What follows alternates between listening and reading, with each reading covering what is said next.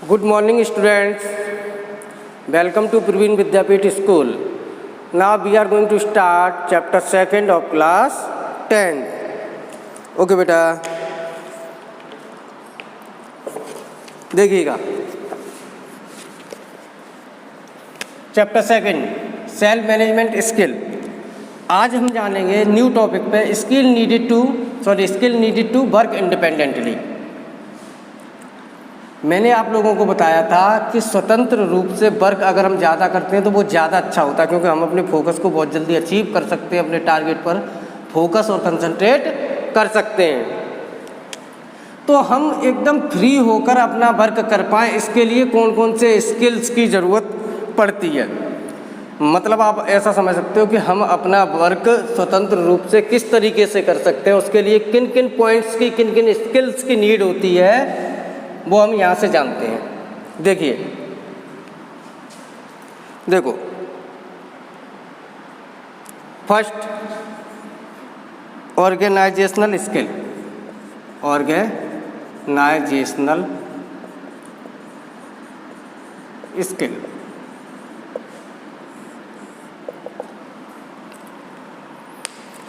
देखो कहने का मतलब ये है हम शुद्ध रूप से फ्री होकर किस तरीके से वर्क कर सकते हैं। पहला पॉइंट है हमारा ऑर्गेनाइजेशन स्किल। ये स्किल हमारे अंदर होना चाहिए तो हम फ्री होकर अपना वर्क कर सकते हैं, स्वतंत्र रूप से वर्क अपना कोई भी टास्क कर सकते हैं। कैसे देखिएगा, ऑर्गेनाइजेशन का मतलब होता है संस्था या संगठन जिस एम्पायर में हम वर्क कर रहे हैं वो। देखिए हमें कब आना है कब जाना है ना, ये हमारी टाइमिंग वेल होनी चाहिए। अपना बिहेवियर, माइंड है ना, वर्क करने का तरीका है ना। देखो कब कहाँ पर कौन सा वर्क, अगर आप हायर अथॉरिटी पे जॉब कर रहे हैं मान लीजिए किसी ऑर्गेनाइजेशन के अंदर, तो आपको ये पता होना चाहिए मैनेज बहुत अच्छे से करके रखना है। सेल्फ मैनेजमेंट है ना, सबको कार्य करने का तरीका, कब आ रहा है कब जा रहा है, कौन कितना खर्च कर रहा है, प्रोडक्ट की हमारी जो क्वालिटी है वो कैसी है, मतलब संस्था के बारे में जो भी चीज़ें होती हैं वो हमारे अंदर डेवलप होनी चाहिए। Now next multitasking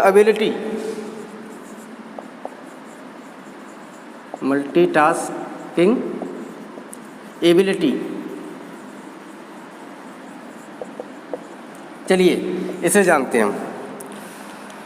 multitasking ability is definite a must have skill you have be a thankful और सक्सेसफुल कैरियर। देखो मल्टीटास्किंग एबिलिटी का मतलब होता है एक से अधिक कार्य करने की योग्यता। एक से अधिक कार्य करने की योग्यता हमारे अंदर डेवलप होनी चाहिए। वाई? पता चला आप एक टास्क पे फोकस कर रहे हैं, कोई टास्क आपको दिया गया, आप उस टास्क पर वर्क कर रहे हैं, आपका पूरा फोकस पूरा कॉन्सेंट्रेट उस टास्क पर है। साथ ही साथ पता चला आप किसी कंपनी में वर्क कर रहे हो, किसी टास्क को परफॉर्म कर रहे हो, पता चला कि कोई मशीन ख़राब हो गई है और सही करना आप ही जानते हो। तो ये नहीं है हर काम में हमें निपुण होना चाहिए। अगर हम निपुण नहीं है तो कोशिश करो, उसे भी जानो। तो ये नहीं है, आप ये नहीं कह सकते मैं केवल एक टास्क कर रहा हूँ दूसरा नहीं करूँगा, तो आपको वो भी करना पड़ेगा। तो कुल मिलाकर हमारी हैबिट, हमारा बिहेवियर इस तरीके का होना चाहिए कि मल्टीटास्क को हम परफॉर्म कर सकें। मतलब एक से अधिक काम करने की योग्यता हमारे अंदर होनी चाहिए कि यस हम कुछ भी कर सकते हैं, लाओ कितना काम है ना। बट इसका मतलब ये भी नहीं कि दूसरे काम करते रहो, अपने टास्क को भूल जाओ। कहने का मतलब ये है कि ये वाली योग्यता, ये वाला पॉइंट आपके अंदर डेवलप होना चाहिए। Now next discipline.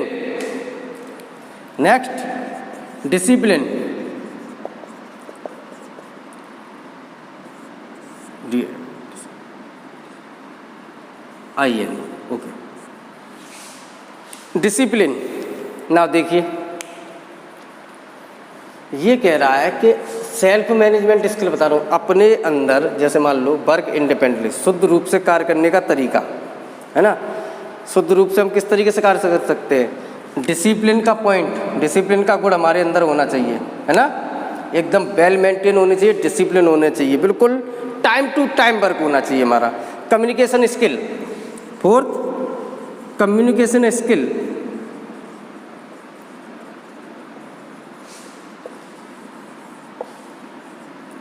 हमारा कम्युनिकेशन स्किल बेहतर होना चाहिए। क्या होना चाहिए? बेहतर। हम किसी से बात कर रहे हैं तो हमें झिझकना नहीं चाहिए, हेजिटेशन नहीं होना चाहिए। कोई भी इंटरेक्शन बिटवीन 2 पर्सन या बिटवीन मोर देन 2 पर्सन चल रहा है अगर हमारा, तो हमें एकदम फ्लुएंसी में बोलना चाहिए, अच्छा बोलना चाहिए, हमारी बाणी मीठी होनी चाहिए। हम कुछ बोलें तो ऐसा लगना चाहिए बहुत अच्छा, कोई मतलब हमसे मिलने को कोई तरसे, जब भी कोई हमारी तारीफ करे तो ऐसा लगे कि हाँ वो बंदा अच्छा बोलता है। तो कम्युनिकेशन स्किल्स आपका एकदम गुड होना चाहिए ना, अच्छा होना चाहिए, बहुत अच्छा होना चाहिए। Now next, negotiating. निगोटिएटिंग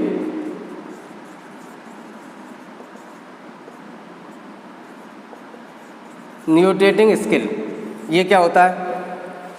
ये भी बातचीत करने का तरीका है हमारा। क्या है? बातचीत करने का तरीका। सेम ये जो कम्युनिकेशन के बारे में था वो इसमें है। ओके बेटा, जो हमारे आइडिया हैं, थॉट हैं, बिजनेस के पर्पज से हम किसी से बातचीत या कम्युनिकेशन या इंटरेक्शन हो रहा है हमारा, है ना, तो ये पॉइंट भी हमारे अंदर होना चाहिए, बातचीत करने का तरीका। ये नहीं शर्मारी किसी से बातचीत ही नहीं कर रहे हैं। अरे अगर आपको कोई प्रॉब्लम है तो उसे फेस करो, पूछ लो सामने वाले से। मतलब किसी भी मुद्दे पर बातचीत करनी है तो बातचीत करो। कुछ लोग आपने देखे होंगे टॉपिक समझ नहीं आ रहा है लेकिन पूछेंगे नहीं, क्लास में बैठे रहेंगे, बातचीत वो करते ही नहीं है। Now next, flexibility. 5th तक हो गया। 6 पॉइंट आप देखिएगा बेटा। देखो किस तरीके से स्वतंत्र रहकर हम अपना वर्क कर सकते हैं। बहुत सारे पॉइंट होते हैं। टेंशन नहीं होनी चाहिए हमें, है ना, फैमिली टेंशन्स नहीं होनी चाहिए, कोई तनाव हमारे माइंड के अंदर नहीं होना चाहिए, ये चीज़ मैं आपको बता रहा हूँ। फिजिकल मेंटली फिट रहना चाहिए हमें। Now next point, flexibility. 6 point, flexibility. Okay, तो चलिए हम जानते हैं फ्लेक्सिबिलिटी का मतलब आप समझते हो लचीलापन, मतलब एक पॉइंट से काफ़ी पॉइंट पर पहुंचना, एक पॉइंट से काफ़ी पॉइंट पर पहुंचना। अभी मैं विद एग्जांपल समझा दूंगा। इसका मीन्स आप समझ सकते हो लचीलापन, लचीलापन। आप लोग जानते हो लचीलापन क्या होता है? जैसे कि लचीलापन का मतलब होता है, देखो मैं आपको सही तरीके से समझाता हूँ। व्हाट इज लचीलापन, फ्लेक्सिबिलिटी। हमारे अंदर थोड़ी नरमता होनी चाहिए। कैसे? किसी मतलब अगर हम कोई टास्क कर रहे हैं, मान लो कोई, एक एग्जांपल मैं आपको देता हूँ। जैसे हम कोई मैथ का क्वेश्चन लगा रहे हैं, मैथ का कोई क्वेश्चन लगा रहे हैं, आपने सॉल्व किया, आंसर नहीं आया। आप हर बार एक ही तरीके से सॉल्व कर रहे हैं, आंसर नहीं आ रहा है। तो लचीलापन का मतलब ये किसी ना किसी तरीके से आड़े तिरछे, ऊपर नीचे, दूसरे तरीके से लगाओ, तीसरे से लगाओ, चौथे से लगाओ, कभी तो आंसर आएगा, तब भी नहीं आ रहा। टीचर के साथ कंसल्ट करो, फैमिली मेम्बर में कोई जानता हो उसके साथ कंसल्ट कीजिए। किसी ना किसी तरीके से तो हम अपना आंसर लाएंगे और उसे समझेंगे। मतलब ये है कि कोई भी बात अगर हमारी नहीं बन रही है, कोई भी टास्क अगर हमारा कंप्लीट नहीं हो पा रहा है एक तरीके से, तो हम अपना तरीका चेंज कर देंगे, लेकिन टास्क करेंगे। कुछ भी करके इस रास्ते या उस रास्ते, जैसे हमें मान लो यहाँ से दिल्ली जाना है और आप एक रास्ता जानते हो, वो रास्ता बंद है, तो क्या घर लौट आओगे? मान लो काम इम्पोर्टेंट है। कहने का मतलब हम इधर से नहीं जाकर इधर से निकल जाएंगे, उधर से निकल जाएंगे, नीचे से चले जाएंगे, कुछ और सोचेंगे, मतलब कुछ ना कुछ करेंगे, लेकिन अपने टास्क को अचीव करेंगे, चाहे हमें किसी तरीके से भी करना पड़े। इसका मतलब ये नहीं कि मर्डर कर दो किसी का, नो। मतलब अपने टास्क पर पहुंचने के लिए हम अपने रास्ते को बदल सकते हैं, कोई और तरीका अपना सकते हैं। तो ये होती है flexibility. Now next, adaptability. Next, adaptability. तो इस तरीके से हम स्वतंत्र रहकर अपना वर्क कर सकते हैं। क्यों? अगर आप अड़ियल हो, मान लो जैसे अड़ियल हिंदी में बोलते हैं, एक चीज़ पर अड़े हो, नहीं ऐसे ही होगा, ऐसे ही होगा, या यही करना है, तो आप नहीं कर पाओगे। हो भी रहा नहीं है उस तरीके से, हेल्प भी ले नहीं रहे हो, दूसरा रास्ता आप चूज नहीं कर रहे, तो कहाँ से फ्लेक्सिबिलिटी का पॉइंट जनरेट होगा आपके अंदर? और नहीं होगा तो वर्क शुद्ध रूप से, स्वतंत्र रूप से आप कैसे कर पाओगे? एक ही चीज़ पर अड़े हो तो माइंड में टेंशन पैदा हो जाएंगी, तो वर्क स्वतंत्र रूप से कर ही नहीं पाओगे आप। Next, adaptability. एडेप्टेबिलिटी, देखो जो टॉपिक मैं एक्सप्लेन कर रहा हूँ इसके रिगार्डिंग बोर्ड में कहीं से भी पूछ ले, तो ये पॉइंट्स मैं आपको इसलिए बता रहा हूँ, इन चीज़ों को समझो, पहले इनकी हिंदी जानो और इसमें हम क्या एक्सप्लेन कर सकते हैं, किसके बारे में बताया जा रहा है ना। तो कुछ भी आप अपने मन से लिख सकते हो, लेकिन रिगार्डिंग टू दिस टॉपिक ना। एडेप्टेबिलिटी क्या होती है, देखो जानते हैं एडेप्टेबिलिटी, हिंदी मीनिंग अगर आप जानना चाहते हो तो अनुकूलन। वैसे हिंदी मीनिंग का आपके यहाँ पर कोई मतलब नहीं होता, मैं बस आपको समझने के लिए लिख देता हूँ, बल्कि हिंदी मीनिंग का कोई मतलब है ही नहीं है अनुकूलन। देखो आपने देखा होगा एडेप्टेशन, एडेप्टेबिलिटी हो गया आपका, अच्छा एडेप्टेशन नहीं, एडेप्टेबिलिटी अनुकूलन क्षमता, ये सबके अंदर होनी चाहिए। It's a very good point of work independently. How, कैसे? तो एडेप्टेबिलिटी क्षमता क्या होती है? जैसे मैं कोई टॉपिक आपको पढ़ा रहा हूँ, आप लोग समझ रहे हो या पढ़ रहे हो, है ना। तो कहने का मतलब मेरा ये है, एडेप्टेबिलिटी किसी भी चीज़ को ज्यों का त्यों धारण न करके हम अपने तरीके से धारण करते हैं, this is called adaptability. Means अब मान लो किसी टीचर ने आपको कोई टॉपिक पढ़ाया, कंसल्ट किया, उसके बारे में पूरा डीपली आपको समझाया, तो आप क्या करते हो, जो टीचर ने बोला एज इट इज वही लर्न कर लेते हो क्या? एज इट इज उतना ही आपके दिमाग में चला जाता है? नहीं, जितना टीचर फॉरवर्ड करता है वो जाता तो है, डिलीवर होता है, लेकिन स्टूडेंट क्या करता है, उस पूरी इन्फॉर्मेशन को, पूरे कंसेप्ट को अपने तरीके से, अपने हिसाब से तोड़ मरोड़ कर, अपने हिसाब से सेट करके अपने माइंड में रख लेता है कि सर ने फ्लेक्सिबिलिटी के बारे में क्या बताया था, कुछ इस तरीके से बताया था, अच्छा ये होता है, उसने अपने माइंड में सेट कर लिया। बिल्कुल वही पॉइंट तो सेट होते नहीं जो टीचर बोलता है, क्योंकि कुछ ना कुछ भूल जाते हैं। तो किसी भी सूचना को अपने तरीके से सेट करके अपने माइंड में रखना, this is called adaptability, sorry this is called adaptation. यह क्या होता है, अनुकूलन, और इस प्रोसेस को कहते हैं अनुकूलन क्षमता। एक और तरीका होता है अनुकूलन का, एक तरीके से और समझ सकते हैं। एक तो जो अभी हुआ वो एक अनुकूलन क्षमता होती है, जैसे मैं एक एग्जांपल दे दूं, यस, कौन सा एग्जांपल दूं, एक तरीके से और समझिए अनुकूलन क्षमता या अनुकूलन एडेप्टेशन क्या होता है, जैसे आप समझ सकते हो। एक एग्जांपल मुझे सोचने दो। हाँ, किस परिस्थिति के अनुरूप खुद को ढाल लेना, परिस्थिति के अनुरूप खुद को ढाल लेना, that is called adaptation. Means आपके घर में एसी लगा हुआ है, आप घर में भी एसी में रहते हो, बाहर निकलते हो तो आपकी 4 व्हीलर है वो भी एसी है, कहीं पे भी जाते हो वहाँ पे भी एसी लगा है। मान लो किसी कारणवश से आपको कहीं जाना पड़ा अपने रिलेशन में, या अदर किसी प्रोजेक्ट के लिए कहीं दूसरी कहीं पर आपका जाना हो गया जहाँ पर एसी नहीं है, आपने कह दिया हम यहाँ नहीं रह पाएंगे, हम कोई वर्क नहीं कर पाएंगे क्योंकि हमें एसी चाहिए। नो, कुछ परिस्थितियाँ ऐसी आ जाती हैं जिनमें हमें समायोजन करना होता है। कैसे? हमें उसमें भी जीना होता है। हमारे पास बहुत पैसा है, कल को अचानक नहीं रहा तो क्या हम जीना छोड़ देंगे, सुसाइड कर लें? नो, हमें उसमें भी जीना है। तो कुल मिलाकर जिस तरीके की परिस्थिति हमारी होती है, हमें उसमें अपना समायोजन, एडजस्टमेंट कर लेना चाहिए। Okay, now come to the next point, open minded, open mindedness. Open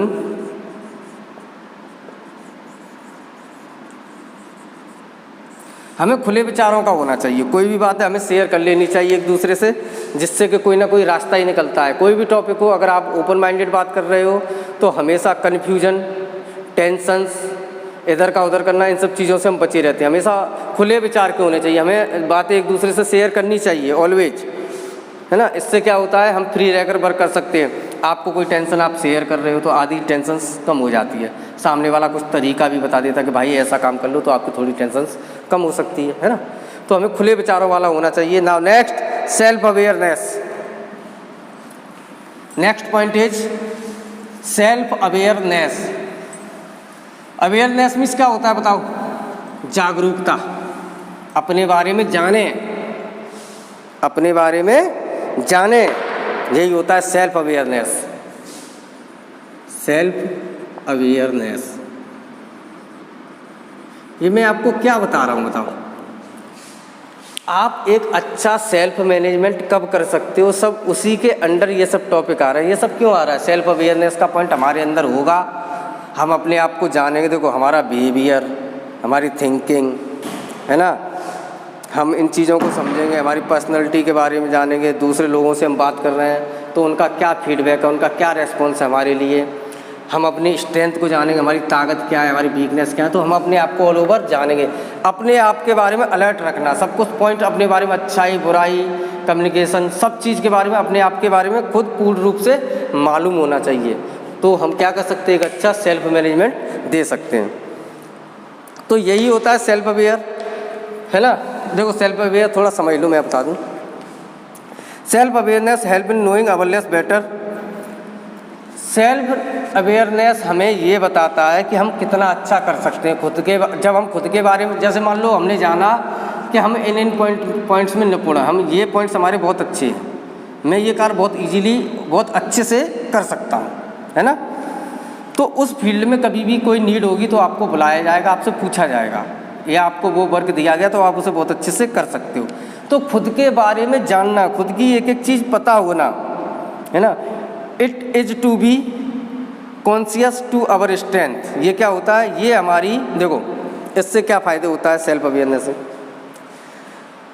हम अपनी ताकत के बारे में जानते हैं, अपनी कमजोरी के बारे में जानते हैं, जानना चाहिए। मतलब सेल्फ अवेयर मीन्स हमें पता होना चाहिए हमारी कमजोरी क्या है, हमारी वीकनेस क्या है, हमारे थॉट क्या है, हमारे बिलीव्स क्या है, मोटिवेशन क्या है, हमारा इमोशंस क्या है हमारे, है ना। ये सब हमें पता होना चाहिए। क्यों? अब जैसे इमोशंस ले लो, हमें पता है हमारी ये कमजोरी है, ये इमोशन है, यहाँ पर हम थोड़ा भावुक हो सकते हैं। और सामने वाले को अगर हमारी कमजोरी पता है तो वही पॉइंट को लेकर आपको भावुक करने की वो कोशिश करेगा, तो हमें भावुक नहीं होना चाहिए। तो हमें अपने बारे में पता होना चाहिए सब कुछ, है ना। इसे हम कैसे डेवलप कर सकते हैं? हमें अपनी पर्सनैलिटी का ध्यान रखना चाहिए, हमें अपने आप पर ध्यान देना चाहिए, है ना। अपने कार्य अच्छे से करना चाहिए, हमें टेंशन से दूर रहना चाहिए। तो ये हम अपने अंदर डेवलप कर सकते हैं, है ना। दूसरों से मिलना चाहिए, कम्युनिकेशन, योगा करना चाहिए, फिजिकल एक्सरसाइज करनी चाहिए। तो इससे क्या होगा, हम अपने बारे में जागरूक होंगे, हम अपने बारे में जानेंगे ना। Next self of type of self awareness. Next है हमारा type of self awareness, types of self awareness.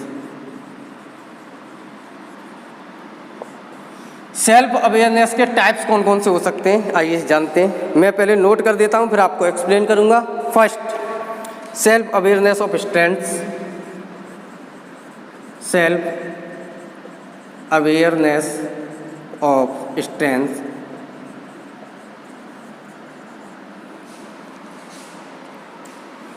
Self awareness of weaknesses, sorry यहाँ में इन्वर्टेड कॉमा लगा, सॉरी कॉमा लगा देते हैं, इसका मतलब self awareness of weaknesses.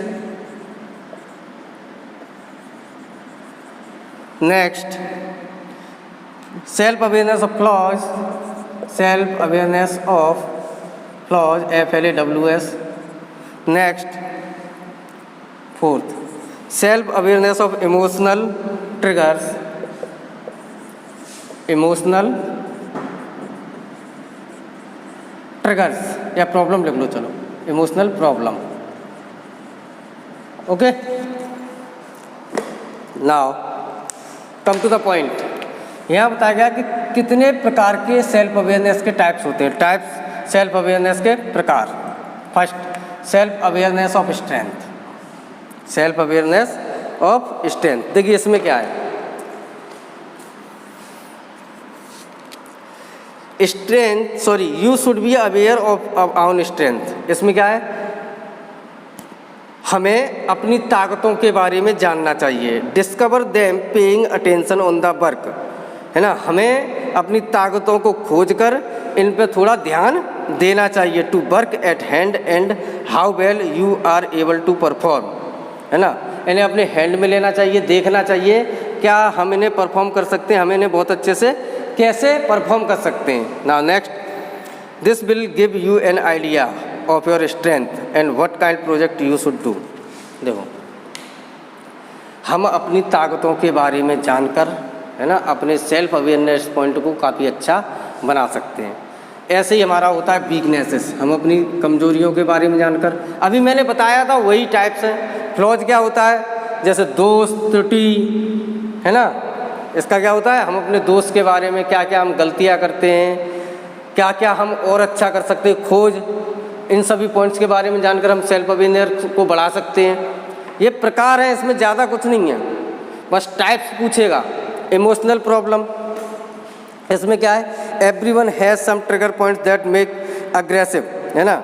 Knowing your emotional trigger help to develop the strategy to keep your calm in such situation. देखो, हम अपनी इमोशनल को जानते हैं कि किस किस तरीके से हम भावुक हो सकते हैं। मान लो कोई अगर हमसे पैसे की बात करे, अपनी फैमिली की टेंशन्स की बात करता है, या कोई अपने रहन सहन को लेकर अगर हमसे बात करता है कि भैया हमारे पास कपड़े नहीं है, या फैमिली की बात करता है मेरी मदर को थोड़ा फीवर है, ये डिसीज़ हो गई है, इन चीज़ों को, तो आप भी भावुक हो जाते, यार बात सही है, ये है वो है, चल तू एक काम कर मेरे से पैसा ले जा। तो कभी कभी ये चीज़ें अच्छी होती हैं, ऐसी बात नहीं, लेकिन हर समय सामने वाले को बिना जाने पर के आप इमोशनल हो जाते हो, रुपए दे देते हो, फंस जाते हो, बहुत तरीके हो जाते हैं। ऐसे आपने अपनी गाड़ी दे दी, है ना, तो हर जगह हर किसी के लिए हमें भावुक नहीं होना चाहिए। ये चीज़ें हमें अपने अंदर जाननी चाहिए। अगर आप इन चीज़ों को जानते हो, जैसे कि हमारे अंदर ये कमियां हैं, तो इन पॉइंट्स पे अगर आपको लगता है सामने वाला गलत है, तो इन पॉइंट्स पे ज़्यादा ध्यान ना दो। अगर कोई व्यक्ति इन टॉपिक्स पे बात कर रहा है तो आप टॉपिक चेंज कीजिए, अपने टॉपिक पे आइए, अपना काम कीजिए। तो इससे क्या होगा, आप सेल्फ अवेयरनेस, स्वयं के बारे में जागरूक रखो। अगर ये चीज़ें आपको पता कर लेनी चाहिए, तो इन सब चीज़ों से क्या होती है, हमारी जितनी भी प्रॉब्लम्स हैं वो सॉर्ट आउट होती हैं, और हम अपने आप को जानते हैं तो हम अपना काम बहुत अच्छा सा कर जाएंगे। तो बेटा आज के लिए इतना ही, है ना। ये सेकंड चैप्टर में एक्सप्लेन करा रहा हूँ, इसके बाद मेरे ख्याल से एक वीडियो और होगा या 2 वीडियो और बनेंगे, उसके बाद सेकंड चैप्टर आपका कम्प्लीटली एक्सप्लेनेशन फिनिश हो जाएगा। आज के लिए इतना देखे रहिए, है ना। कोई डाउट नहीं होगा, कोई डाउट हो तो कंसल्ट कर लेना। यस, एक चीज़ और, क्लास 10th में किसी बच्चे का एक मैसेज आया था मेरे पास, उसने कुछ मुझसे पूछा था, ज़रा मैं एक बार देख लूँ, मुझे याद नहीं आ रहा। कम्युनिकेशन बैरियर के बारे में व्हाट्सएप पर मुझे एक मैसेज मिला था, किसी ने मुझसे क्वेश्चनिंग की थी, उसने एक बैरियर पूछा था, कौन सा पूछा था मुझे याद नहीं रहा, मैं अभी देख रहा हूँ उसका नेम क्या था।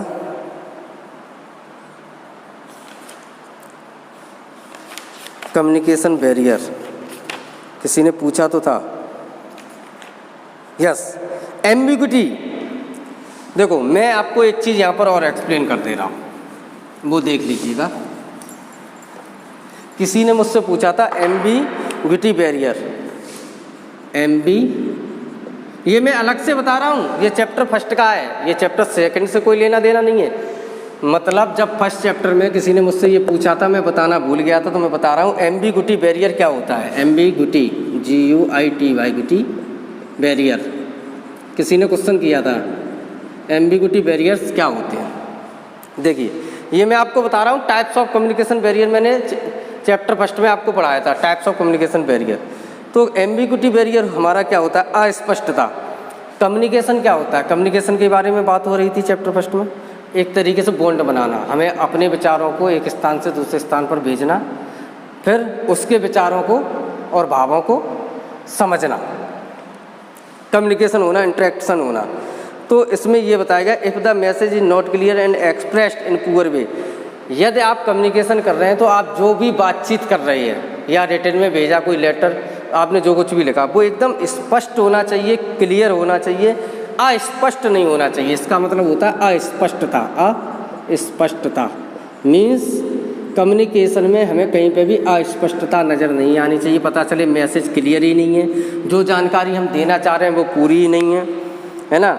और जो आप उसे बताना चाह रहे हो, आपका बताने का तरीका एकदम अच्छा होना चाहिए, पुअर वे में नहीं होना चाहिए। तो बेटा यही होता है हमारा एम्बिग्युइटी बैरियर। ओके, मतलब रिसीवर में और सेंडर में एक अच्छा बॉन्ड होना चाहिए, है ना।